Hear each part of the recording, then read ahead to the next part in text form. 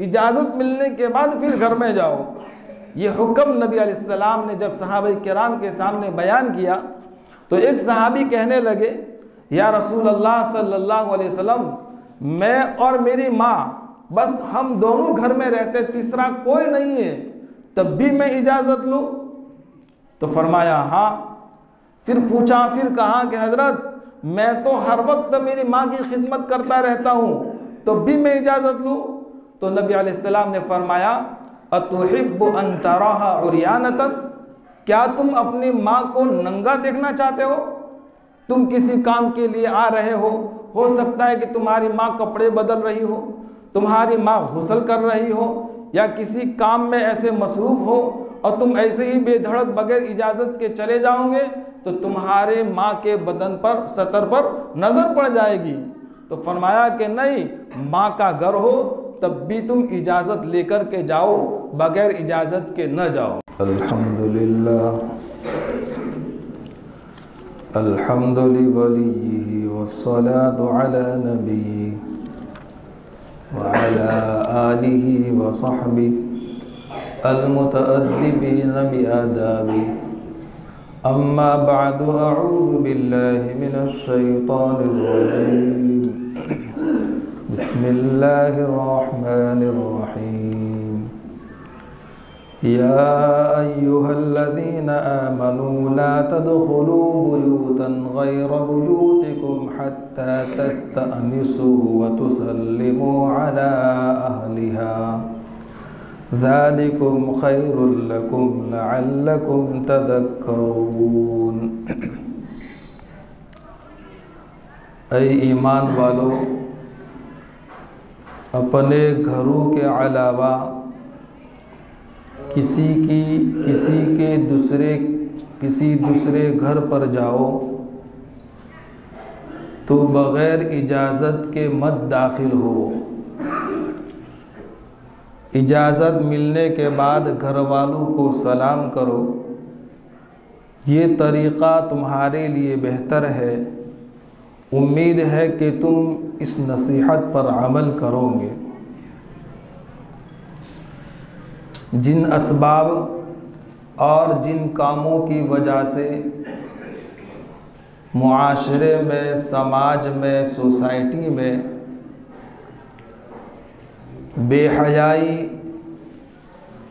और बेशर्मी फैलती है, इनके अल्लाह ताला असबाब की निशानदही कर रहे हैं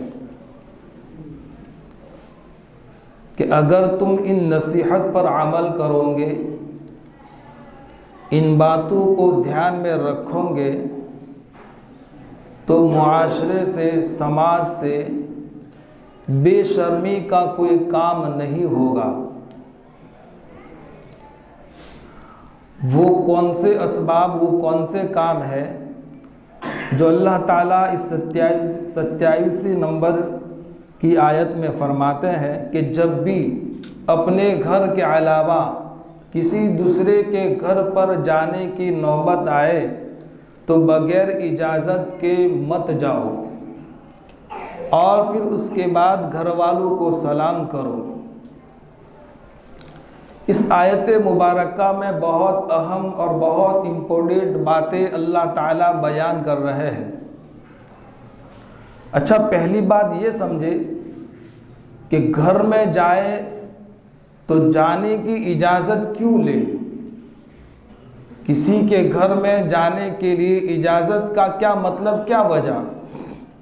तो इसके कुछ पॉइंट है, उसको ज़रा ज़हन में रखें। सबसे पहला पॉइंट ये है कि अगर किसी के घर में बग़ैर इजाज़त के जाएंगे तो घर वाले हो सकता है खाना खा रहे हो, या कोई सोया हुआ हो, या कोई किसी और काम में मसरूफ़ हो, मशगूल हो, तो हमारे बेवक्त जाने की वजह से और बग़ैर इजाज़त के जाने की वजह से घर वालों को तकलीफ़ पहुँचेगी, और ये तकलीफ़ देना इस्लाम में हराम है। किसी मुसलमान को परेशान करना नाजायज़ है। नबी अलैहिस्सलाम फरमाते हैं, अल मुस्लिमु मन सलिम अल मुस्लिमून मिन लिसानिही व यदिही। कामिल मुसलमान वो है कि इसकी वजह से किसी को कोई तकलीफ ना हो, तो बग़ैर इजाज़त के जाएंगे तो गोया हमने घर वालों को क्या दी दोस्तों, तकलीफ़ दी। और दूसरा पॉइंट ये है कि बग़ैर इजाज़त के अगर हम किसी के घर में जाएंगे तो जाने की वजह से घर वालों की आज़ादी ख़त्म हो जाएगी। इसलिए कि हर कोई आदमी घर में आज़ाद रहना चाहता है। जाहिर बात है कि जब भी हम घर जाते हैं तो कुछ कपड़े उतार लेते हैं, कुर्ता वगैरह उतार लेते हैं, लुंगी पहन लेते हैं, बनियन ऊपर होता है। तो फिर जब ये सिस्टम शुरू हो जाएगा कि हर कोई किसी के घर में जब चाहे जिस वक्त चाहे घुस जाए, तो घर वालों की आज़ादी क्या हो जाएगी, ख़त्म हो जाएगी। तो घर वालों की आज़ादी की सलामती यही है कि इजाज़त लेकर के जाए, बग़ैर इजाज़त के किसी के घर में न जाए। तीसरा पॉइंट ये है कि अगर बग़ैर इजाज़त के किसी के घर में घुस गए तो घर में मस्तूरात बाज़े दफ़ा पर्दे से नहीं होती, बल्कि किसी भी वक्त घर में तो बग़ैर पर्दे के, और कभी दोपट्टा भी सर पर नहीं होता, गरेबान खुला रहता है, बाल खुले रहते हैं। तो बग़ैर इजाज़त के जाएंगे तो घर की मस्तूरात पर क्या हो जाएगी दोस्तों, नज़र पड़ जाएगी। और नज़र क्या है भाई, बहुत हराम काम है, नाजायज़ काम है। नज़र बचाने से दोस्तों ईमानी पावर में ताकत आ जाती है, ईमानी ताकत बढ़ जाती है। इसलिए शायर कहते हैं, आह जिस दिल ने पिया हो खून तमन्ना बरसों। दिल कहता है, नज़र कहती है देखे ज़रा मज़ा ले, लेकिन क्या नज़र का खून करे, इरादों का हम खून करें, नहीं देखेंगे। जिस दिल ने पिया हो खून तमन्ना बरसों, उसकी खुशबू से ये काफिर भी मुसलमान होंगे। यानी वो ताकत मिलेगी जिसकी वजह से हर एक को फ़ायदा होगा। तू बचा बचा के न रख इसे कि ये आईना है वो आईना, जो शिकस्ता हो तो अजीज़ तर है निगाह आईना साज में। हम निगाहों को बचाएंगे तो दिल टूटेगा, जितना टूटेगा उतना नूर दिल में आएगा और उसका अक्स सामिईन पर, नाज़रीन पर पड़ेगा। इसलिए दोस्तों हम नज़रों की क्या करेंगे, इंशाअल्लाह हिफाजत करेंगे। तो बग़ैर इजाज़त के जाएंगे तो घर के मस्तूरात पर नज़र पड़ जाएगी।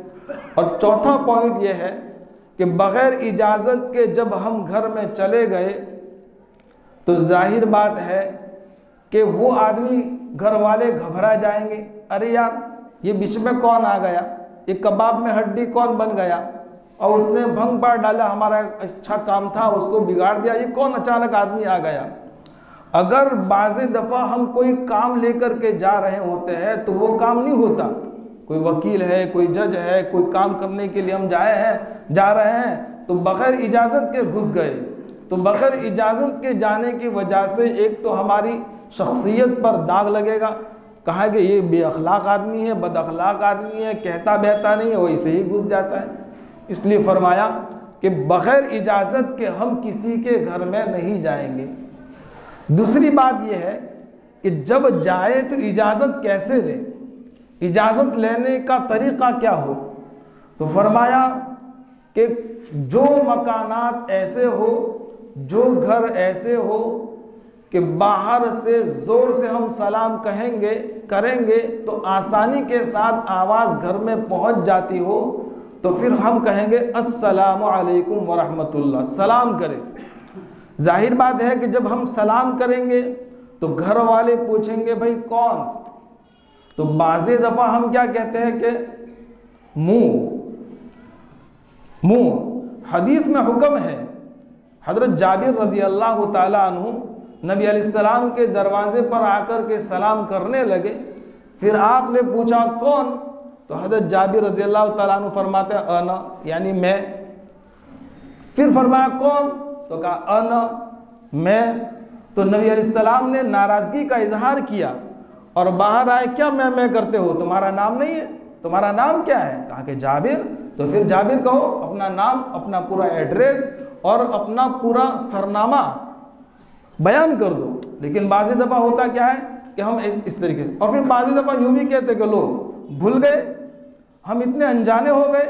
और फ़ोन के अंदर भी इसी तरह का होता है कि वो कौन लो, इतने हम पुराने हो गए, इतने हम अनजाने हो गए, भूल गए, हमारी आवाज़ को भी नहीं पहचाना। अरे भाई, हदीस का हुक्म है, कहा कि नाम पेश करे, जब भी कोई पूछे तो फौरन अपना नाम पेश करे। चुनांचे ये तरीक़ा है। तो घर में जाएंगे तो हम सलाम करेंगे, और फिर वो पूछेंगे तो फिर अपना नाम बताए और अपना पूरा एड्रेस उनके सामने बयान कर देवे, ताकि उनको क्या हो जावे दोस्तों, इत्मीनान हो जावे। और बाज़ दफ़ा होता यह है कि जब भी हम जाते हैं तो घर के बिल्कुल सामने खड़े रहते हैं, नहीं बल्कि घर के दाएं खड़े रहे या बाएं खड़े रहे। और बाज़ दफ़ा होता क्या है कि फिर दोस्तों में ये चर्चा होती है कि मैंने बाहर से तुझे देखा था कि तू क्या कर रहा था, और बाज़ दफ़ा फ़ख्र से कह रहे होते हैं कि हाँ तू ये काम कर रहा था।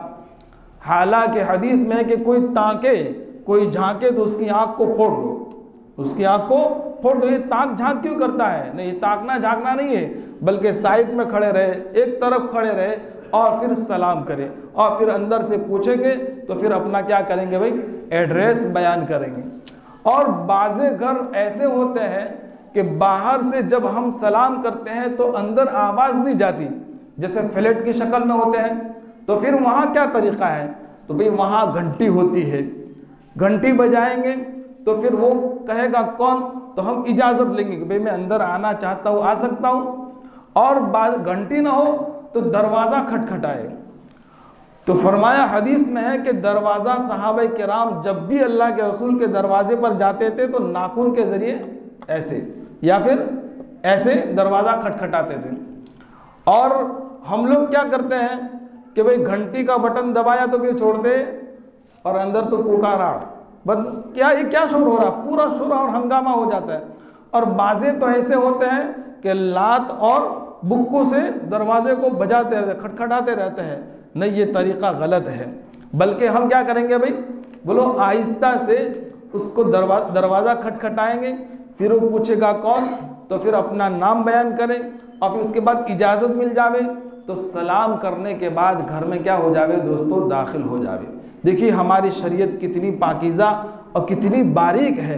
तो जिस हमारे घर के अलावा किसी और के घर में जावे तो इजाज़त ले। लेकिन अगर हम अपने रिश्तेदारों के घर जाए, मिसाल के तौर पर माँ बाप अलग घर में रहते हैं, भाई बहन अलग घर में रहते हैं, तो वहाँ इजाज़त लेनी है या नहीं लेनी है? तो शरीयत कहती है कि माँ बाप अलग रह रहे हैं तब भी इजाज़त लो, भाई बहन अलग रह रहे हैं तब भी इजाज़त लो, इजाज़त मिलने के बाद फिर घर में जाओ। ये हुक्म नबी अलैहिस्सलाम ने जब सहाबा किराम के सामने बयान किया तो एक सहाबी कहने लगे, या रसूल अल्लाह सल्लल्लाहु अलैहि वसल्लम, मैं और मेरी माँ बस हम दोनों घर में रहते, तीसरा कोई नहीं है, तब भी मैं इजाज़त लूँ? तो फरमाया हाँ। फिर पूछा, फिर कहा कि हज़रत मैं तो हर वक्त मेरी माँ की खिदमत करता रहता हूँ, तो भी मैं इजाज़त लूँ? तो नबी अलैहिस्सलाम ने फरमाया, अतुहिब्बु अन तराहा उर्यानतन, क्या तुम अपनी माँ को नंगा देखना चाहते हो? तुम किसी काम के लिए आ रहे हो सकता है कि तुम्हारी माँ कपड़े बदल रही हो, तुम्हारी माँ गुस्ल कर रही हो, या किसी काम में ऐसे मसरूफ़ हो, और तुम ऐसे ही बेधड़क बगैर इजाज़त के चले जाओगे तो तुम्हारे माँ के बदन पर, सतर पर नज़र पड़ जाएगी। तो फरमाया कि नहीं, माँ का घर हो तब भी तुम इजाज़त लेकर के जाओ, बगैर इजाज़त के न जाओ।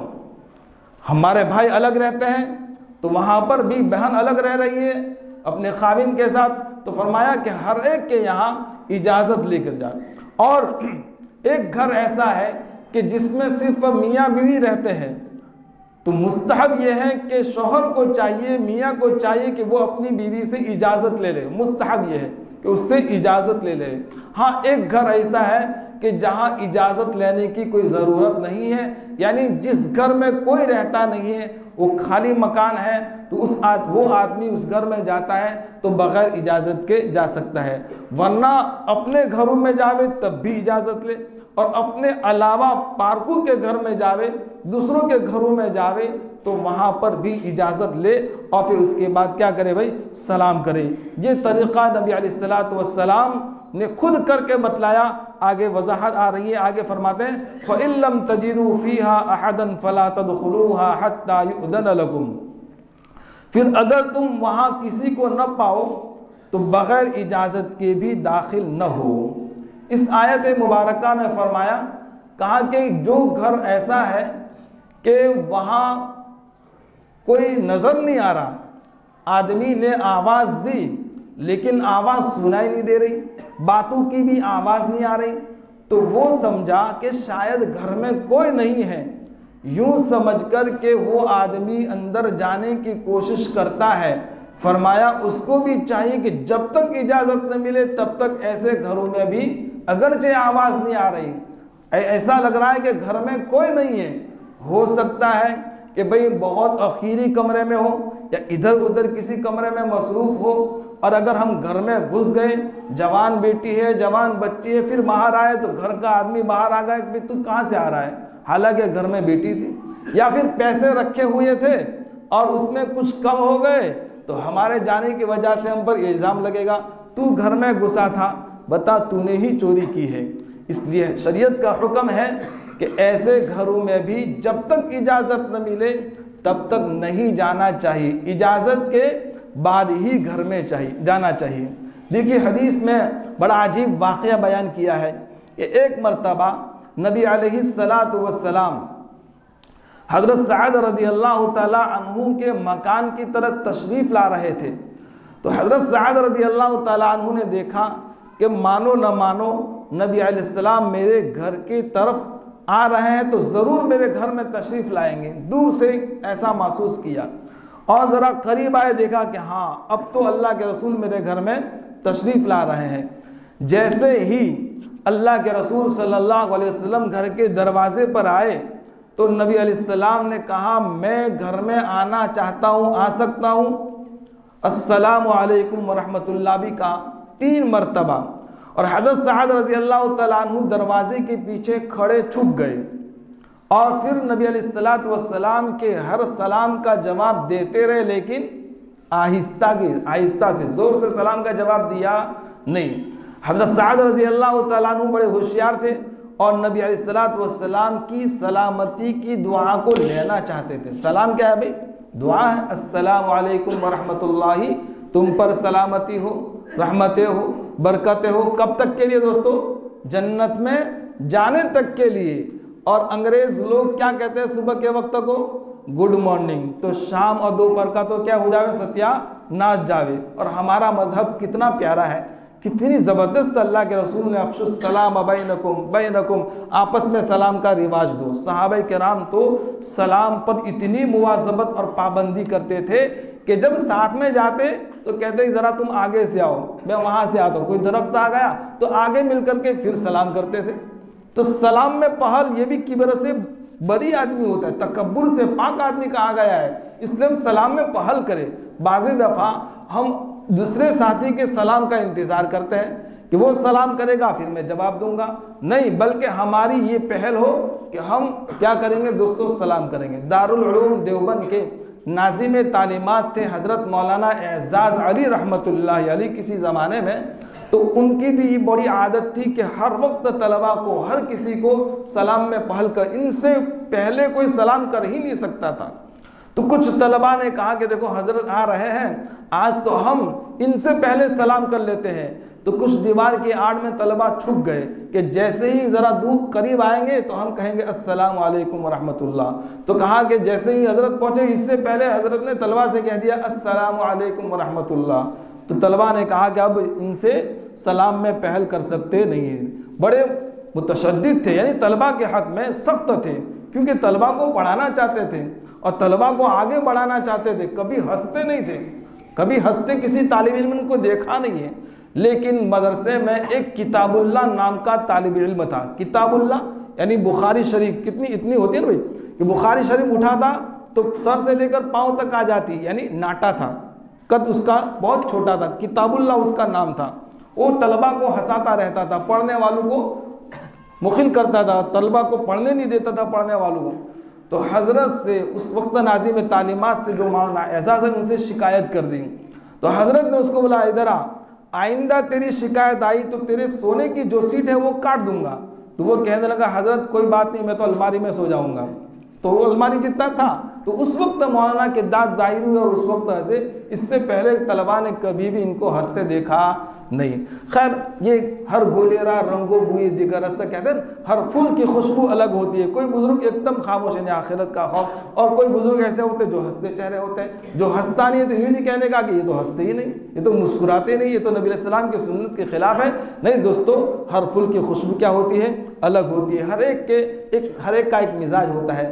खैर, तो हज़रत सअद रज़ी अल्लाह तआला अन्हु सलामती की दुआ के इरादे से हर सलाम का जवाब तीनों मरतबा आहिस्ता से दिया, ज़ोर से दिया नहीं। और फिर उसके बाद देखा कि यार घर में कोई है नहीं है, तो नबी अलैहिस्सलातु वस्सलाम वापस हो गए। इसलिए फरमाया कि जब भी हम किसी के घर पे जाए तो 3 मरतबा इजाज़त ले, 3 मरतबा सलाम करे, जवाब ना आवे तो फ़ौरन वापस हो जावे। छोटा मुंह न करे, नाराज़ ना हो, इंसल्ट ना समझे अपनी, बल्कि कहा कि शरीयत का हुक्म है कि 3 मरतबा इजाज़त नहीं मिली है, कोई बात नहीं। तो नबी अलैहिस्सलातु वस्सलाम जाने लगे। हज़रत सअद रज़ी अल्लाह तआला अन्हु बाहर आए और आकर के नबी अलैहिस्सलातु वस्सलाम से मुआनका कर लिया, लिपट गए और कहने लगे, या रसूल अल्लाह, मैं घर में था, आपके हर सलाम का जवाब मैंने दिया, लेकिन आहिस्ता दिया। कहा क्यों? कहा कि आपकी बरकत ज़बान से मैं दुआ लेना चाहता था। अच्छा, कोई बात नहीं है। अब रसूलुल्लाह का अमल देखो दोस्तों, रसूलुल्लाह का अमल क्या है कि इजाज़त न मिलने की वजह से ऐसा नहीं कि घर में घुस गए। कोई सहाबी बगैर इजाज़त के अल्लाह के रसूल अगर जाते तो नाराज़ हो सकता था भाई, बल्कि सहाबा तो जानिसार थे, हर वक्त अल्लाह के रसूल सल्लल्लाहु अलैहि वसल्लम की मोहब्बत के चाहने वाले थे। तो फिर कैसे? लेकिन शरीयत का हुक्म था। अल्लाह के रसूल भी देखो शरीयत की कितनी पाबंदी कर रहे हैं कि भाई शरीयत का हुक्म है, इसलिए मैं बगैर इजाज़त के तुम्हारे घर में आ सकता नहीं हूँ। और फिर जब कहा हज़रत सअद ने चलिए मेरे घर पर, तो बाकायदा चले और घर में आ गए। दोस्तों ज़रा गरेबान में मुंह डाल करके सोचे, अगर रसूल की जगह, हुजूर की जगह हम होते तो हम क्या करते? जा, आज भी नहीं, कल भी नहीं, हम तुम्हारे खाने के भूखे थोड़े हैं, तुम मेरे जनाजे को भी हाथ मत लगाना, अब तेरे घर में चौकड़ी, कयामत तक मैं नहीं आऊँगा। ऐसे हो जाते हैं। नहीं दोस्तों, ये अखलाक है रसूलुल्लाह सल्लल्लाहु अलैहि वसल्लम के कि कोई बात नहीं है, अब दोबारा फ़ौरन घर पर चले गए। खैर, तो इस आयत मुबारका में यही फरमा रहे हैं कि जब तक इजाज़त न मिले तब तक किसी के घर में मत जाओ।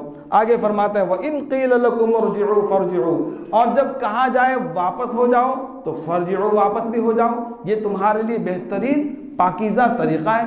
कहा कि हम घर पर गए, इजाज़त ली, सलाम भी किया, लेकिन घर में से आवाज़ आई कि यार इस वक्त मैं आपकी मुलाकात की पोजीशन में नहीं हूँ, ज़रा चले जाओ, तो चले जाना चाहिए, नाराज़ नहीं हो जाना चाहिए। इसमें अपनी इंसल्ट नहीं महसूस करे, इसमें अपनी तौहीन न समझे, बल्कि अब इस वक्त आदमी कोई ख़ास काम में होगा, बेचारा कंटाला हुआ होगा, बड़ी मेहनत से आया होगा, किसी उलझन में मुब्तला होगा, मुलाकात की पोजीशन में नहीं है, मौका नहीं है, अब ये कह रहा है कि ज़रा तुम वापस हो जाओ, तो हम दोस्तों क्या हो जाएंगे? वापस हो जाएंगे। कोई बात नहीं है, जब आपको फुर्सत होगी तब हम आपकी क्या करेंगे? मुलाकात करेंगे।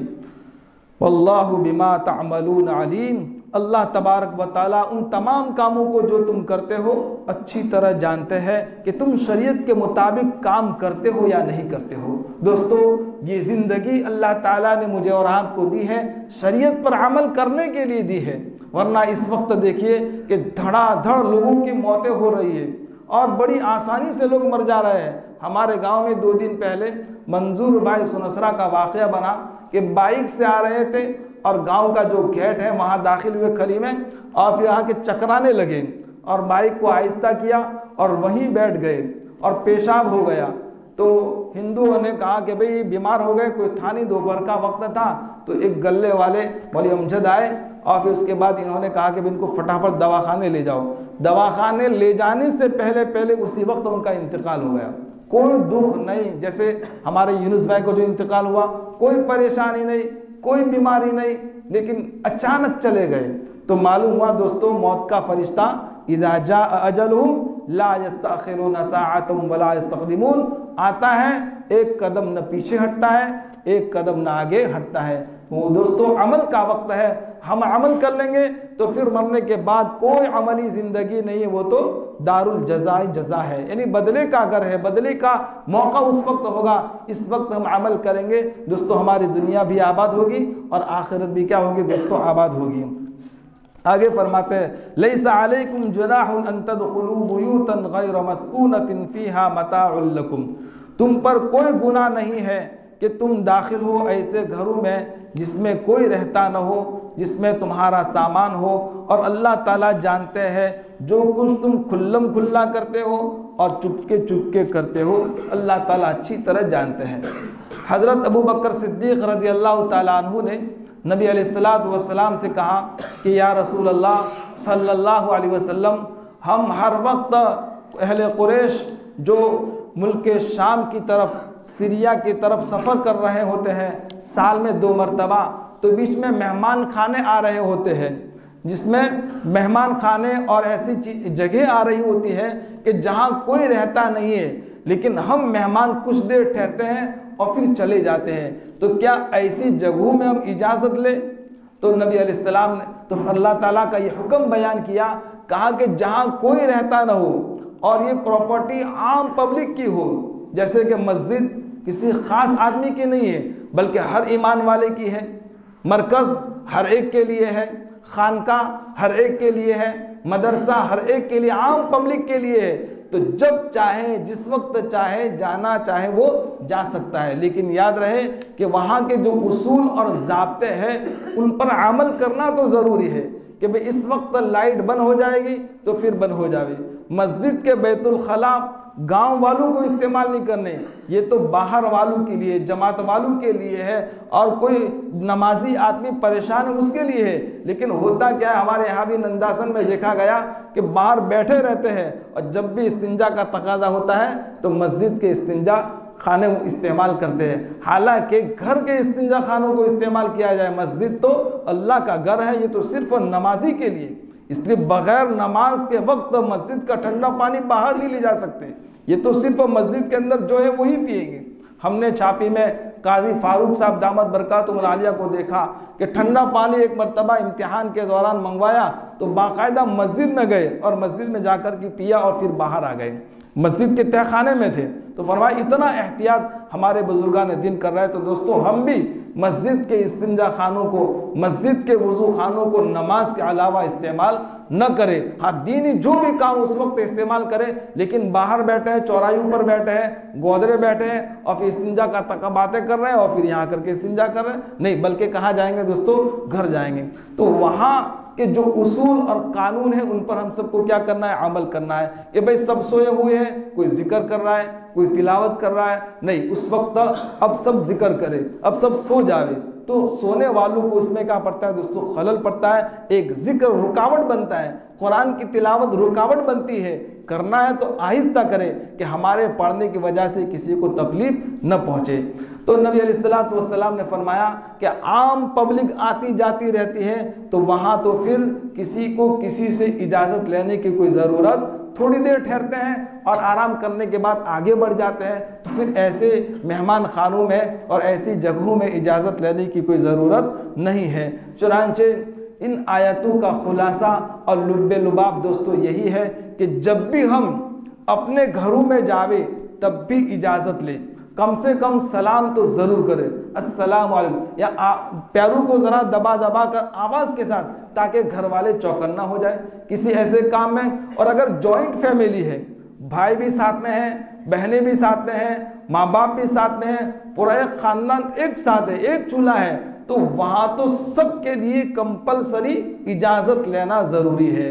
भाई है, भाभी है, तो जाहिर बात है कि भाई उसका पर्दा होता है, और देवर को तो मौत बतलाया है, तो फिर किसी ऐसी हालत में होगी तो उसकी नज़र पड़ जाएगी। तो जॉइंट फैमिली में रहने वालों के लिए ज़रूरी है तो हर कोई इजाज़त ले। और अपने घरों में भी मैंने बताया मुस्तहब ये है कि भाई इजाज़त ले, और दूसरे घरों में भी क्या ले दोस्तों, इजाज़त ले। ये अल्लाह तबारक व ताला ने अहकाम बतलाए हैं कि जिसकी वजह से हमारा मुआशरा इंशाअल्लाह पाकीज़ा होगा, मुआशरा पुरसुकून होगा, मुआशरा पुरइत्मीनान होगा, हर एक को रहने में बड़ा मज़ा और लुत्फ़ आएगा। वरना हर कोई डरा डरा रहेगा कि यार यहाँ तो ये सिस्टम हो गया है, एक दूसरे के घरों में जाते हैं, कोई रोक टोक नहीं है। नहीं दोस्तों, शरीयत का हुक्म है कि हम इजाज़त ले और सलाम करके दाखिल हुए। और सलाम की बरकत मैंने गुज़श्ता बतलाया था कि नबी अलैहिस्सलातु वस्सलाम की एक हदीस मुबारका है, फरमाते हैं कि रोज़ी में बरकत का अमल ये है कि जब भी घर में जावे तो हम क्या करते हैं भाई, सलाम तो करते हैं, और दूसरा दुरूद शरीफ पढ़े, और तीसरा कुल हु अल्लाह की छोटी सूरत पढ़ेंगे तो लिखा है कि घर के दरवाजे तोड़ करके रोज़ी आएगी। और रोज़ी का मफहूम बड़ा वसी है, हमने सिर्फ खाने पीने पर महदूद कर दिया। उम्र में बरकत ये भी एक रोज़ी है, पैसों में बरकत ये भी एक रोज़ी है, सेहत में बरकत ये भी एक रोज़ी है, औलाद का बात मानना, औलाद हमारी आंखों की ठंडक बने ये भी एक रोज़ी है, हर एतबार से हमें सुकून मिले ये भी एक रोज़ी है, हमारी दुनिया भी आबाद हो आखिरत भी बने ये भी एक क्या है दोस्तों, रोज़ी है। तो इस अमल की बरकत से फरमाया कि घर के दरवाजे तोड़ करके रोज़ी आएगी। चुनांचे इन उसूलों पर अल्लाह ताला हम सब को अमल करने की तौफीक अता फरमाए। आइंदा का मजमून है बदनज़री के मुतालिक, औरतों को अलग कहा, मर्दों को भी अलग कहा। क्यों? इसलिए कि गुनाह बड़ा डेंजर है। बाकी दूसरे अहकाम देखेंगे कि नमाज में औरतें भी शामिल हैं, ज़कात के मुतालिक इसमें औरतें भी शामिल हैं, हज के मुतालिक इसमें औरतें भी शामिल हैं, ईमान के मुतालिक इसमें मर्दों के साथ औरतें भी शामिल हैं। लेकिन बदनज़री इतना ख़तरनाक खौफनाक गुनाह है कि इसमें मर्दों को अलग कहा, औरतों को अलग कहा। चुनांचे मज़ीद तफसील आइंदा की मजलिस में आएगी। अल्लाह तबारक व तआला हम सबको अमल करने की तौफीक अता फरमाए। दुआ करें। अल्हम्दुलिल्लाहि रब्बिल आलमीन, अल्लाहुम्मा लकल हम्दु व लकश शुक्र, या रब्बी सल्लि व सल्लिम दाइमन अबदन अला हबीबिका खैरिल खल्क़ि कुल्लिहिम, ला इलाहा इल्ला अंत सुब्हानक इन्नी कुन्तु मिनज़ ज़ालिमीन, या अहद मन ला अहद लह, या सनद मन ला सनद लह, या गफ़्फ़ार इग़फ़िर ली, या रहमान इरहमनी। अल्लाहुम्मा ला तुसल्लित अलैना मन ला यरहमुना, अल्लाहुम्मा ला तुसल्लित अलैना मन ला यरहमुना, अल्लाहुम्मा ला तुसल्लित अलैना मन ला यरहमुना। अल्लाहुम्मा बारिक लना फ़ी रजब व शाबान व बल्लिगना रमज़ान। ए अल्लाह हम सब की कोताहियों को माफ़ कर दीजिए, ए अल्लाह हम सब के गुनाहों को माफ़ कर दीजिए, ए अल्लाह हम सब की बेरारवी को माफ़ कर दीजिए, मौला कसूरों को माफ़ कर दीजिए। ए अल्लाह बहुत गुनाह किए अल्लाह, आप जानते हैं। ए अल्लाह रात के अंधेरों में गुनाह किए, दिन के उजालों में गुनाह किए, मौला जान करके भी किए, अनजाने में भी हुए, अल्लाह निडर हो करके भी किए। ए अल्लाह हमें माफ़ कर दीजिए, आपकी ज़ात के अलावा और कोई ज़ात नहीं जो माफ़ कर सके। ए अल्लाह आलमे, अल्लाह पूरी दुनिया के अंदर मुसलमान जहाँ कहीं सब परेशान है। ए अल्लाह दुश्मन अल्लाह खूब हमें सता रहा है। ए अल्लाह हमारी बदामाली का नतीजा है अल्लाह, ए अल्लाह हमारे बुरे करतूतों का नतीजा है मौला। ए अल्लाह इकरारी मुजरिम है मौला, अल्लाह हमें हमारे जुल्मों पर इकरार है मौला। हम जैसा गुनहगार आसमानों के फरिश्तों ने नहीं देखा है, अल्लाह हम जैसा गुनहगार ज़मीन के फरिश्तों ने नहीं देखा है। ए अल्लाह में माफ़ कर दीजिए मौला, माफ़ी का फ़ैसला कर दीजिए। अल्लाह शबे जुमा है, अल्लाह मुबारक घड़िया है, अल्लाह वो घड़ी आज हो हमारी दुआ कबूल की गैर से सूरत शक्ल पैदा फरमा। ए अल्लाह हम सबको ए अल्लाह अपनी मोहब्बत अता फरमा, कामिल इत्तिबा अता फरमा, नबी अस्सलाम के एक एक सुन्नत पर अमल करना आसान फरमा। ए अल्लाह आपके एक एक हुक्म पर अमल करना आसान फरमा। ए अल्लाह ऐसी पाकीज़ा ज़िंदगी हम सबको इख्तियार करने की तौफीक अता फरमा। ए अल्लाह परेशान हालों की परेशानी को दूर फरमा, हम में जो मक़रूज़ हो उनके कर्ज़ को अपने ख़ज़ाने गैब से पूरा फरमा। ए अल्लाह जो बेघर हो इन सब को अल्लाह बेहतरीन घर नसीब फरमा, जो बेजोड़ा उन्हें एक सारे जोड़ा ता फरमा। अल्लाह इस वक्त मदरसों में तलबा की इम्तिहान का ज़माना चल रहा है, सब सबको एहतिबा से मेहनत करने की तौफीक अता फरमा। हर तालिब इल्म को अल्लाह अपने मकसद को समझने की तौफीक अता फरमा। हर तालिब इल्म को वक्त सही लगाने की तौफीक अता फरमा। हर तालिब इल्म को अपने इम्तिहानात में कामयाबी अता फरमा। अल्लाह बामुरादी अता फरमा। हर एक को अल्लाह नेक बना, सालेह बना, माँ बाप की आंखों की ठंडक बना, दिल का सुरूर बना। अल्लाह उम्मत की परेशानियों को दूर फरमा। फ़लस्तीन जाए अल्लाह गज़ा के मुसलमानों की अल्लाह मदद फरमा। अल्लाह इनकी हिफाजत फरमा। अल्लाह मौत से पहले उसकी तैयारी की तौफीक अता फरमा। अल्लाह हमारे मंजूर भाई की अल्लाह मग़फ़िरत फरमा। उनकी क़ब्र को नूर से मुनव्वर फरमा। उनके दर्जात को बुलंद फरमा। अल्लाह हमें मौत की तैयारी की तौफीक अता फरमा। अल्लाह आखिरत का खौफ हमें नसीब फरमा। अल्लाह अचानक की मौत से हम सब की हिफाजत फरमा। अल्लाह बुरी मौत से हमारी हिफाजत फरमा। बहुत ज़्यादा बुढ़ापे से हमारी हिफाजत फरमा। अल्लाह हमारे बीमारों को शिफा अता फरमा। अल्लाह मेरी वालिदा को शिफा अता फरमा। अल्लाह उनके हाथ को अच्छा कर दे। अल्लाह उनकी परेशानी को दूर कर दे। अल्लाह हर एक को अल्लाह हम मक्का मुकर्रमा की ज़ियारत नसीब फरमा। हज उम्रा के लिए आसानी के साथ कबूल फरमा। अल्लाह हमारे पास पैसा नहीं है लेकिन जाना है मौला। अल्लाह आपकी ज़ात से कोई बात बईद नहीं है। आप चाहेंगे अल्लाह उसी वक्त हो सकता है। हर एक को अल्लाह अपने घर की ज़ियारत नसीब फरमा। अल्लाह हरमैन शरीफैन की अल्लाह हिफाजत फरमा। अल्लाह वहाँ के रहने वालों की हिफाजत फरमा। अल्लाह तमाम इस्लामी ममालिक की हिफाजत फरमा। अल्लाह उन्हें अल्लाह आखिरत का डर नसीब फरमा। अल्लाह मुसलमानों के बारे में अल्लाह उन्हें अल्लाह सोचने की तौफीक अता फरमा। अल्लाह मुसलमानों की मदद ज़ाहिरी एतबार से मदद का शौक़ अता फरमा। अल्लाह हर कोई खामोश बैठा है। अल्लाह फ़लस्तीन आधे से ज़्यादा ख़त्म हो चुका। अल्लाह जवान बेटे शहीद हो गए, मासूम बच्चे शहीद हो गए। अल्लाह भूखे हैं, कैसे है, अब तक का वही हाल है। अल्लाह अब तक का वही हाल है। अल्लाह बता नसरुल्लाह, आपकी मदद कब आएगी मौला? अल्लाह आपकी मदद कब आएगी मौला? हमें उम्मीद है आप मदद ज़रूर करेंगे तो हर एतबार से करेंगे। अल्लाह हमारे आइंदा आने वाले अल्लाह इंतखाबात में कामयाबी अता फरमा।